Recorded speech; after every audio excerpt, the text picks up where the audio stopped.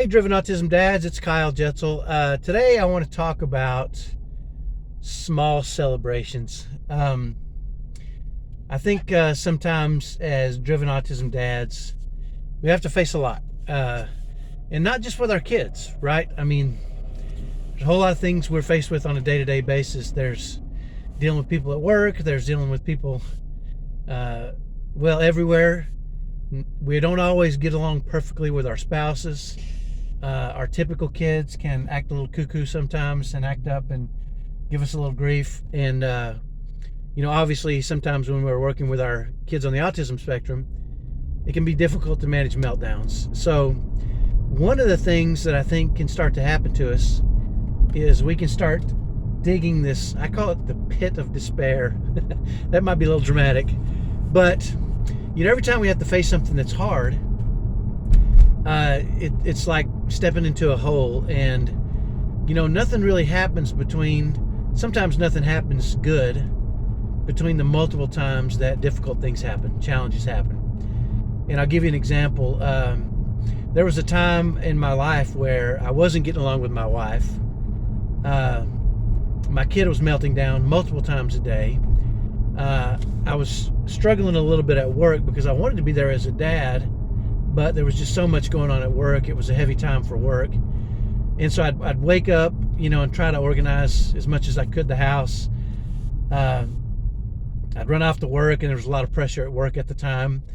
On my way home, a lot of times as I would be driving home, I'd get a call from my wife who said things were out of control and she was freaking out. And then, so I would expect to have to face not just a kid that was melting down, but also sometimes a wife that had just had enough.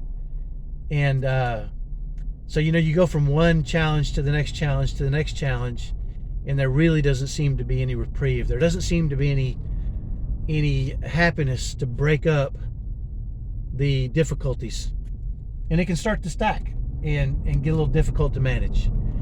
And so a while back I found a book called Tiny Habits, and there was one principle inside Tiny Habits that I learned to implement into my life that made a huge difference for me, and I want to share that with you real quick. So in Tiny Habits, the book, it talks about how it's tough to change your habits on a big scale, but it's really easy to do things on a small scale. For instance, let's say you want to get in better shape. Going to the gym every night or twice a week or 3 times, whatever it is, that's a lot. But he said one of the things you can do is just do one push-up. Anybody can drop down and do one push-up. Doesn't take any time. It's a tiny thing you can do. And he said one of the things you do to make that stick is to connect it with something you do regularly.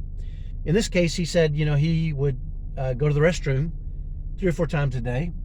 And every time he would come out of the restroom, he would wash his hands, and then he would walk out into the hall, and he would drop down and do one push-up. He said, but one of the things you have to do when you do that push-up is you have to celebrate it. You have to celebrate that tiny little change. And so he said he required you to come up with something that made you say yes or all right or whatever it is, right? So you can celebrate that tiny little thing you've done. Well, the thing that I decided to do is I said I need more celebration in my life. I need to enjoy the journey because it's hard. Challenge after challenge after challenge with no reprieve can be overwhelming. So I said I need to celebrate little tiny things in my life so I can have more celebration, so I can rejuvenate myself. And so I came up with a little celebration, and I won't share it with you, but anytime anything just tiny good would happen.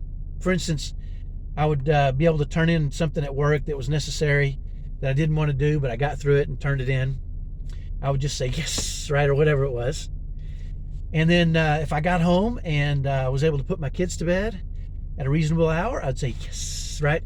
And if I went over and chatted with my wife, and maybe I had a nice little chat with her and it went well, and I'd say yes, right? And I didn't let her see this because that'd just be weird. But anyway, I found out there were so many little things in my life. I mean, I would stop and get a chocolate shake on the way home from work sometimes, and I would say yes, right? Or whatever it was, something very simple, very little, could give me that little bit of a celebration on a consistent basis.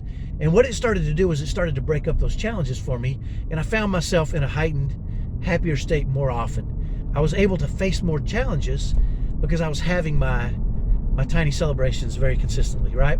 So the hole wasn't getting deeper. As I would face a challenge and manage it, I'd stand up tall, do a little celebration, and rejuvenate. And so it never felt like I was diving deeper and deeper and deeper. It felt as if I was handling things on a consistent basis and cheering myself on. And so all it was really was a mental switch for me. And that mental switch made a huge difference for me. So I think what I'm trying to say here is it's really important for us to not just face those challenges head on, stand up tall, face them head on, but also to take a little bit of time and pat yourself on the back. Give yourself a little bit of a celebration. Even silly little stuff. If you come down and there's a couple dishes in the sink and you wash them, because your wife doesn't like to do that. My wife hated washing dishes. And so I would do it and I would say, yes, right? Because that's a celebration. I did something I know she'll love, and it helped her and it helped me, and it made a difference for both of us. And so I'm going to challenge you to figure out what it is, how you can celebrate on a very consistent basis, and do it very often. Because if you'll start to do that very often, you'll find that there's a lot of things in your life that are worth celebrating, even little things that'll make a big difference for you long term. So that's my message for today. Celebrate the small things. Have a great day. We'll talk to you next time. Bye-bye.